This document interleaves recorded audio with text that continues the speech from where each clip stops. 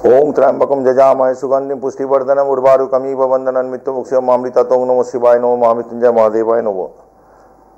বৃশ্চিক লগ্ন বৃশ্চিক রাশি, যদি রাশি সাপেক্ষে ধরি জুলাই মাস 2025 সাল, আপনাদের লগ্নপতি এখন দশমে বসে রয়েছে সিংহ রাশির ঘরে, সে ষষ্ঠপতিও বটে।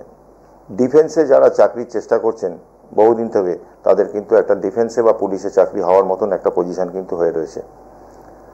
কর্মক্ষেত্রে যারা আছেন অলরেডি এক্সিস্টিং, যারা চাকরি করছেন, তাদের কর্মক্ষেত্রে কিন্তু এই মুহূর্তে শত্রুতা হতে পারে, গুপ্ত শত্রু থাকতে পারে, সতর্ক থাকবেন, চোখ কান খোলা রাখবেন।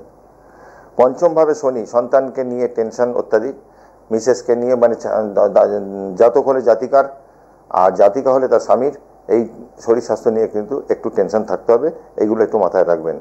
আপনাদের তৃতীয়ভাবে রাহু থাকায় আপনাদের শর্ট ডিস্টেন্সের কোনো ভ্রমণ হতে পারে, ইনকামের জায়গাটা আগের থেকে বেটার হতে পারে, ইনকামের জায়গাটা মোটামুটি ভালোই থাকবে, এগুলো থাকবে।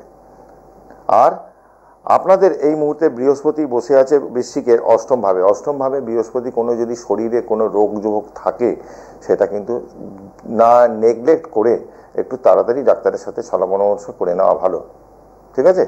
অষ্টমভাবে বৃহস্পতি কখনো ভালো ফল দেয় না, এটা একটু দেখিয়ে নেবেন, ডাক্তারের পরামর্শ নিয়ে নেবেন।